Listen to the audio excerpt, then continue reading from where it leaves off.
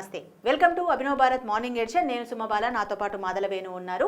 ఈ రోజు తెలంగాణలో వచ్చిన రెండు ముఖ్యమైన పేపర్లలోని వార్తలు ఒకసారి మనం గమనించినట్లయితే, వేణు ఒక గుడ్ న్యూస్ ఏంటంటే అదరగొట్టిన హైదరాబాద్ అని.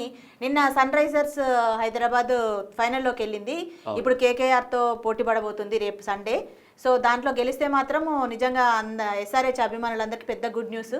దీనికి సంబంధించిన వార్తనే ఫైనల్లో హైదరాబాద్ అని నమస్తే తెలంగాణ కూడా ఒక ఐటమ్గా వేసింది.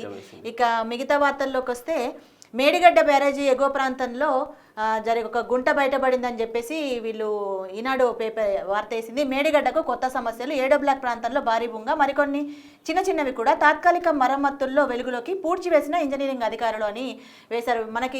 మనం ఒక 2-3 ఇయర్స్ నుంచి గమనిస్తున్నట్లయితే మేడిగడ్డ లక్ష్మీ బ్యారేజ్ ఇష్యూ కానివ్వండి బాగా ఇష్యూ అవుతుంది. అది అంటే ఇక్కడ పగులు రావడము, దాంట్లో నీరు నింపడం ఆగిపోవడము, దాన్ని కాంగ్రెస్ వాళ్ళు బయటికి తీసుకురావడం, అంటే ఎలక్షన్స్ ముందు, తెలంగాణ అసెంబ్లీ ఎలక్షన్స్కి ముందు అది బయటకు వచ్చిన తర్వాత వీళ్ళు అక్కడ అప్పుడు ఉన్న బీఆర్ఎస్ ప్రభుత్వం కట్టుదిట్టమైన ఏర్పాట్లు చేసి అక్కడ ఎవరిని పోకూడడం. ఇది వాళ్ళకి ఏంటంటే టీఆర్ఎస్ మీద అపోజిషన్ కాబట్టి మీరు జాగ్రత్తగా గమనిస్తే మేడిగడ్డ డే 1 నుంచి అదే సమస్య, అదే హోల్, అదే అంటున్నాను. అంటే మేడిగడ్డ ఇది కొత్త ఫోటో అండి, ఇది మీరు గమనించట్లేదు. అది పగుల్లో ఫోటో, పిల్లర్స్ కి పగుళ్ళు వచ్చినాయి. ఇది బుంగ, కొత్తగా నిన్న బయటపడిన బుంగకు సంబంధించిన ఇష్యూ. దీనివల్ల అసలు ఇంకొకటి ఇక్కడ ఇందులో మనం గమనించింది ఏంటంటే, బ్యారేజ్ నిర్మాణానికి ముందు జియోలాజికల్ సర్వే ఆఫ్ ఇండియా అధికారులు నిర్మాణ ప్రాంతాన్ని పరిశీలించి ఇచ్చిన ఇన్వెస్టిగేషన్ నివేదిక అందుబాటులో లేదంట. అది ఎట్లా అందుబాటులో లేకుండా పోతుంటే, అక్కడ నిర్మించే ముందు ఆ ప్రాంతంలో బ్యారేజ్ నిర్మించవచ్చా లేదా, అసలు బ్యారేజ్కి అనుకూలమా కాదా అని చెప్పేసి జియోలాజికల్ సర్వే ఎప్పుడు కానీ పెద్ద పెద్ద వాటికి సర్వే కంపల్సరీ అవి. అది ఇప్పుడు అందుబాటులో లేదట. అది అందుబాటులో లేదనేది ఎట్లా మీరు కరెక్ట్ అంటారు? అది లోపం, ఏదో ఒక చిన్న పొరపాటు జరిగిందని ఆయన కేసీఆర్ కూడా ఒప్పుకున్నారు. దానికి ఒక చట్టం ఉంది, కోర్టులు ఉన్నాయి, అది దాని పని అది చేసుకుంటూ వెళ్తుంది. రైతన్న అరిఘోష అది చూడండి, కాంగ్రెస్ ప్రభుత్వం వచ్చిన దగ్గర నుంచి మీకు ఆదివారం వానలు వస్తే చాలు మీకు కరెంట్ ఉండదు. చాలా ఊర్లలో ఇప్పుడు నేను కొన్ని ప్రాంతాల్లో చూస్తున్నాను, నీటి బావుల దగ్గర కరెంటు మీటర్లు ఉండవు, సరిగ్గా రైతు బంధు పడలేదు, బ్యాంక్ లోన్లు ఎత్తేస్తామన్నారు, అది ఏమి జరగలేదు. సో ఓవరాల్ గా ఇది ఒకటి పతాక శీర్షిక. చూడండి, ఇతనికి 10 ఎకరాలు ఉన్న రైతు ఇప్పుడు అడ్డకూలీగా మారాడు. జనరల్ గా బీఆర్ఎస్ ప్రభుత్వం ఉన్న సమయంలో జరగలేదని మీరు అనుకుంటున్నారా? ప్లస్ ఇంకోటి ఏంటంటే, ఇప్పుడు మీరు అన్నట్టుగానే అన్నదాతకు రుణాలు పడలేదు, రుణమాఫీ జరగలేదు అంటే, ఇప్పుడు వాళ్ళు గవర్నమెంట్ వచ్చిందే డిసెంబర్లో, అంటే డిసెంబర్లో తర్వాత పార్లమెంట్ ఎలక్షన్స్, ఎన్నికల కోడ్, ఇవన్నింటి క్రమంలో అవన్నీ తీర్చడానికి ఇప్పుడు ఆగస్టులో కంపల్సరీ వేస్తాను అని చెప్పారు కదా. అప్పటి వరకు అది చేయొచ్చు కదా. రాగానే 100 రోజుల్లో చేస్తామని చెప్పిన మాటలు ఇవి. ఇప్పుడు ఏదైనా సరే మీరు ఈ పేపర్ ఓవరాల్గా చూస్తే మీకు రైతన్నల ఘోషే ఉంది. ఇక్కడ మీకు ప్రభుత్వంలో అసెంబ్లీలో కొట్టుకున్నట్టుగా లేదు. అమ్మకానికి భూములు, సర్కారు వారి పాట. ఇప్పుడు ఎక్కడి నుంచి ఫండ్ తేవాలన్న ఇది వాళ్ళకి తెలియక ఉన్న భూములను అమ్మకాలకు పెడుతున్నారు. బద్వేలో 25 ఎకరాల 4,000 కోట్ల సమీకరణ లక్ష్యంగా. అంటే ప్రభుత్వంలో ఎవరు ఏ పార్టీ ఉన్నా కూడా ఇలాంటివి జరుగుతుంటాయి. కాకపోతే వీళ్ళు ఏంటంటే పూర్తిగా కాంగ్రెస్ ప్రభుత్వం మీద పూర్తి స్థాయిలో నెగిటివ్ ఇంపాక్ట్ వచ్చేటట్లుగా వీళ్ళు వార్తలు వేస్తున్నారు. అంటే నమస్తే తెలంగాణ అంటే బీఆర్ఎస్ అని మనకు తెలుసు కదా, కాబట్టి అది జరుగుతుంది. దానికి ఇప్పుడు జీలగ విత్తనాల కోసం వీళ్ళు ఇట్లా అంటే అంతకుముందు మీకు తెలుసో లేదో తెలియదు కానీ, నమస్తే తెలంగాణ పత్రిక కానివ్వండి, బీఆర్ఎస్ ప్రభుత్వం ఉన్న హయాంలో బీఆర్ఎస్ ప్రభుత్వము ఇట్లాంటి ఇష్యూస్ని బయటికి రానివ్వకుండా మేనేజ్ చేశారన్న వార్తలు కూడా వచ్చాయి. మీడియాని కొంత మేనేజ్ చేశారు, అంత వార్తలు కూడా వచ్చాయి. ఆ టైంలో జరగలేదంటారా ఇట్లాంటివి? మరి అట్లాంటప్పుడు వాళ్ళు ఎందుకు వీళ్ళకి వ్యతిరేకంగా ఓట్లేసి గెలిపించారంటారు కాంగ్రెస్ని? మీరు ఎక్కడైనా అలా అక్కడెక్కడ జరగలేదండి. 10 ఏళ్ళు ప్రభుత్వం కదా, కొంత వ్యతిరేకత ఉండుండొచ్చు. ఇంటర్ బోర్డు మీద చాలా రోజుల నుంచి, అంటే తెలంగాణలోని ఇంటర్ బోర్డు మీద అటు బీఆర్ఎస్ ప్రభుత్వం ఉన్నా, ఇప్పుడు కాంగ్రెస్ ప్రభుత్వం వచ్చిన తర్వాత కూడా చాలా ఇంటర్ కానివ్వండి, ప్రిలిమ్స్ గ్రూప్స్ విషయాల్లో కానీ ఎంత ఘోరమైన అంటే దిద్దుకోలేని నిర్లక్ష్యం అని, జవాబులు సవ్యంగా రాసిన మార్కులు రాక విద్యార్థుల ఆవేదన. ఇక్కడ కనుక మనం కొంచెము ఎక్స్పాండ్ చేసి చూసినట్లయితే ఈ పేపర్లో ఆన్సర్ను దిద్ది కొట్టేసి రైట్ పెట్టి రాంగ్ పెట్టి మళ్ళీ ఎందుకు దిద్ది మార్కులు ఇట్లా వేసారంటే, అనేక చోట్ల దిద్దుబాట్లు చేసి 97 మార్కులు రావాల్సింది 77గా, మళ్ళీ ఫస్ట్ 97 వేసి తర్వాత 77 వేసి, అసలు ఇట్లా ఎందుకు అంటే విద్యా వ్యవస్థలో నిర్లక్ష్యమా, లేకపోతే టీచర్లకు అవగాహన లేకనా, వాళ్ళు టీచర్లు కూడా కొంత డబ్బులకు ఆశ, అది అట్లేమన్నా మరి అట్లా జరుగుతుందా ఏంది అనేది తెలియకుండా, కానీ మొత్తానికైతే యువత వ్యవస్థ లోపం ఖచ్చితంగా అది వ్యవస్థ లోపం. దానికి ప్రభుత్వం కూడా బాధ్యత వహించాలి. అది ఎవరిని పెడుతున్నాము ఏంటనేది కూడా చూడాలి.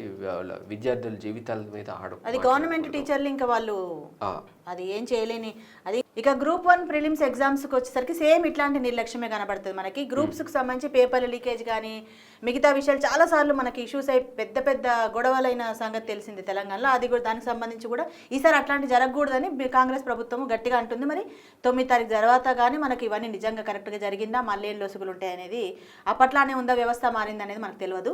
ఇక ఇక్కడికి వచ్చేసరికి తులం ఇనుము ఇవ్వరు అని టీఆర్ఎస్ వర్కింగ్ ప్రెసిడెంట్ కేటీఆర్ అన్నది, అంటే ఇప్పుడు ఎమ్మెల్సీ ఎన్నికలు ఉన్నాయి కదా వేణు, సో దాంట్లో భాగంగా వాళ్ళు కాంగ్రెస్ అభ్యర్థిని గెలిపించడం కాదు, బీఆర్ఎస్ అభ్యర్థుల్ని గెలిపిస్తేనే వాళ్ళు చేయగలుగుతారని చెప్పేసి హామీలు అమలు చేయని సీఎం రేవంత్ రెడ్డి అని ఆయన ఎత్తుకున్నారు. ఇప్పటి వరకు వాళ్ళు ఇచ్చిన హామీల్లో, కాంగ్రెస్ ఇచ్చిన హామీల్లో ముక్తసరిగా ఏదో ఒక 5-6 హామీలు నెరవేర్చారు. దాంతోపాటుగా అలాగే వీళ్ళు అట్లీస్ట్ తులం ఇనువు కూడా మేము ఇవ్వను, తులం బంగారం ఇస్తామని చెప్పారు. అంటే ఇస్తారండి 100 రోజులు అన్నారు, కానీ 100 రోజుల పాలన ఎక్కడ సరిగ్గా చేయనిచ్చారు?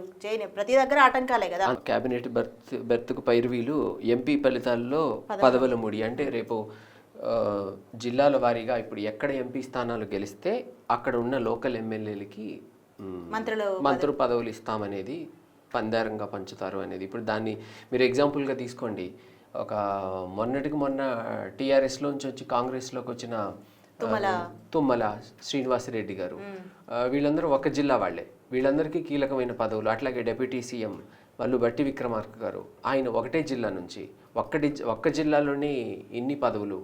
తర్వాత ఎప్పటి నుంచో వారితో స్నేహంగా ఉండి వారికి హారతులు ఇచ్చి వాళ్ళకి మద్దతుగా ఉన్న సీతక్కకు మంత్రి పదవులు. వీళ్ళు ఎవరికి కావాలనుకుంటున్నారో వాళ్ళకే. మీరు అన్నట్టుగానే అంటే మరి టీడీపీ నుంచి వచ్చి అంతకుముందు ఏ ఉద్యమంలో లేడు, తెలంగాణ ఉద్యమంలో లేని తలసాని శ్రీనివాస్ యాదవ్, ఆ తర్వాత బీఆర్ఎస్ ప్రభుత్వం ఏర్పడిన తర్వాత బీఆర్ఎస్లోకి వస్తే కూడా అన్ని రకాల శాఖలకు కట్టబెట్టారు. అంటే ఏ ప్రభుత్వం ఉన్నా కూడా అర్హతను బట్టి, ఆ ప్రాంతంలో వాళ్ళు చేసిన పనిని బట్టి సేమ్ అదే ఇక్కడ కూడా వర్తిస్తుంది కదా.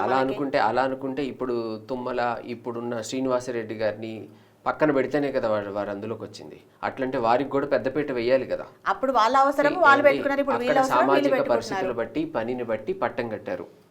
కాకపోతే మీరు ఒక 10 ఏళ్ళు తర్వాత చిన్నవి రావచ్చు. వాళ్ళ ఏవేవో పెద్ద ఉపన్యాసాలు చేసి పెద్ద ప్రామిస్లు చేసి వచ్చారు. ఇప్పుడు అందులో ఎంతవరకు మనకి అవుతున్నాయో కొద్ది రోజులు ఓపిక పట్టి చూడాలంటారు ఖచ్చితంగా. ఓకే, అది చూస్తే ఇక లాస్ట్ గా మనం చూసుకున్నట్లయితే అందులో కరోడ్పతి ట్యాక్స్ విధించాలి. ఇదొకటి కొంచెం సమర్థనీయంగా ఉంది. 100 కోట్లు దాటితే 4% పన్ను, దేశంలో ఆర్థిక అసమానతలు తగ్గించడానికే అని చెప్పి ఇదొక వార్త. అదే వరల్డ్ ఇన్ఈక్వాలిటీ ల్యాబ్ నిపుణుల సూచన. నిజంగా ఏంటంటే రోజుకి అంటే పెరుగుతున్న గొప్పలు సంపన్నులు అవుతున్నారు, మధ్యతరగతి పేద ఇంకా అంత దిగువన ఉన్న వాళ్ళు ఇంకా తగ్గిపోతున్నారు. అంటే ఎందుకంటే రకరకాల ట్యాక్సులు మనం సంపాదించే దానికంటే ఎక్కువ ట్యాక్సుల రూపంలో మనం ప్రభుత్వానికి వెళ్తుంది కాబట్టి జరుగుతుంది. సో దానికి కౌంటర్గా ఇట్లాంటివి చేస్తే కొంచెం ఆర్థిక అసమానతలు తగ్గుతాయని ఇచ్చినది నిజానికి ఒక శుభ సూచకమైన విషయమే. సో ఇవాల్టి వార్తలు మొత్తానికి తెలంగాణ తల్లి విగ్రహావిష్కరణ. ఇంకోటి ఏం చేశారంటే నిన్న కీరవాణి గారిని తెలంగాణ రాష్ట్రం ఏర్పడినప్పుడున్న గేయాన్ని మళ్ళీ దాన్ని రీరైట్ చేసి అంటే అందులో ఎడిట్ చేస్తున్నారు. ఎడిట్ కాదు అది, అందులో ఏంటంటే అది తెలంగాణ ఏర్పడక ముందు ఉద్యమ సమయంలో రాసిన పాట, తర్వాత కూడా దాన్ని తీసుకోవచ్చు. కానీ జిల్లాలు అవన్నీ మారాయి కాబట్టి దాన్ని కొంత ఆ లిరిక్స్ కొంత రాసుకోవాల్సి ఉంటుంది. అది కొంత రాసుకోవడం కొంచెం అది దానికి ఉన్న మ్యూజిక్ బాగానే ఉంది, కానీ మళ్ళీ కీరవాణితో చేపించడం అనేది అది ఎంతవరకు తెలంగాణ ప్రజల నుంచి ఎంతవరకు దానికి ఆమోదం వస్తుంది అనేది నేనైతే మనకైతే చూడాల్సిందే.